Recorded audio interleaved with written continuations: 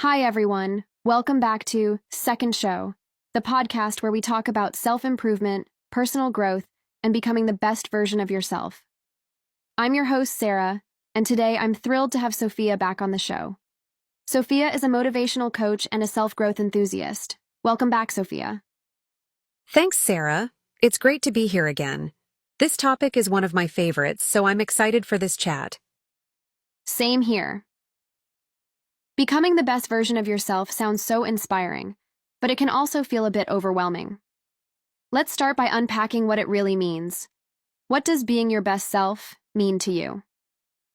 To me, being your best self isn't about perfection. It's about progress. It's about showing up every day as someone who is a little more in tune with their values, goals, and potential.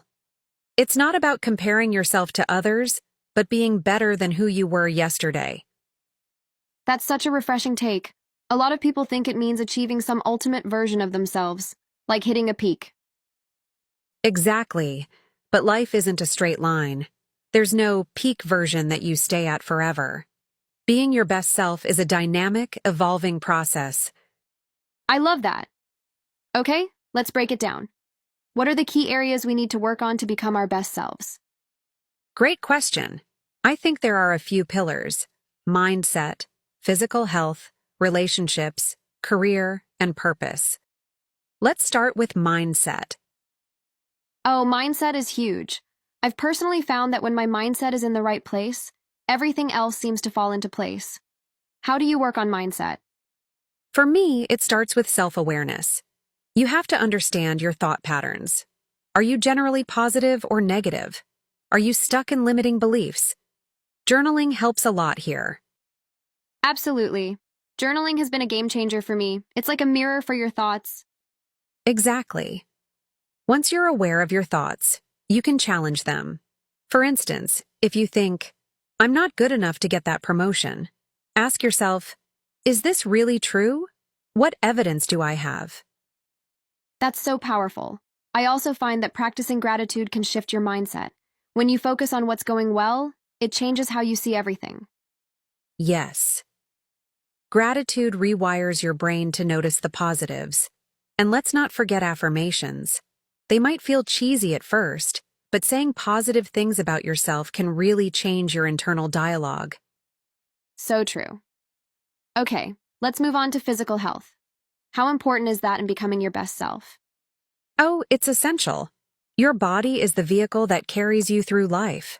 If you're not taking care of it, everything else becomes harder. I'm not saying you need to be a fitness model, but regular movement, proper nutrition, and good sleep are non-negotiable. Sleep is such an underrated part of self-improvement. People glorify hustle culture, but if you're sleep deprived, you're not functioning at your best. 100%. Sleep affects your mood, energy, and even your decision-making. And let's not forget hydration. Something as simple as drinking enough water can make a huge difference. Totally. And when it comes to exercise, I think people overcomplicate it. You don't need to hit the gym for 2 hours a day. Even a 20-minute walk can do wonders. Exactly. Find what works for you. Maybe it's yoga, dancing, or hiking. The key is consistency. Let's talk about relationships. How do they factor into becoming your best self? Relationships are everything. The people you surround yourself with either lift you up or drag you down. If you want to grow, you need to be around people who inspire and support you.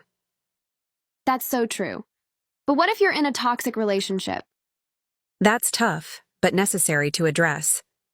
You have to set boundaries and sometimes make the hard decision to walk away. Surround yourself with people who align with your values and who genuinely want the best for you. It's hard, but so worth it. Okay, next pillar, career. How does that tie into self-growth? Your career should align with your purpose and values. It doesn't mean you have to love every second of your job, but it should feel meaningful.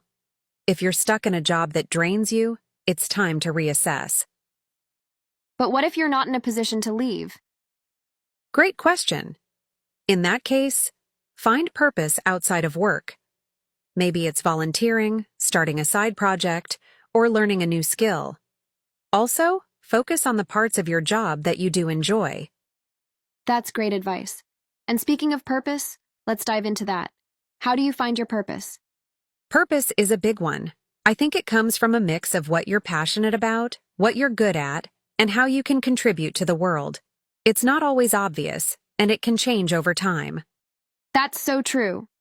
I think a lot of people feel pressure to have a grand purpose, but even small things can be meaningful. Exactly. Your purpose could be raising kind children, creating art, or just making people smile. The key is to stay curious and open to new possibilities. I love that. Before we wrap up, what's one actionable tip you'd give to someone who wants to start their journey to becoming their best self? Start small. Pick one area, mindset, health, relationships, career, or purpose, and take one small step. Don't try to overhaul your life overnight. Small, consistent actions lead to big changes. That's such a great reminder. Sophia, thank you so much for sharing your wisdom today. Thank you for having me, Sarah. This was such a fulfilling conversation. It really was. And to our listeners, remember, becoming your best self is a journey, not a destination. Be patient with yourself and celebrate every small win. Until next time, take care and keep growing.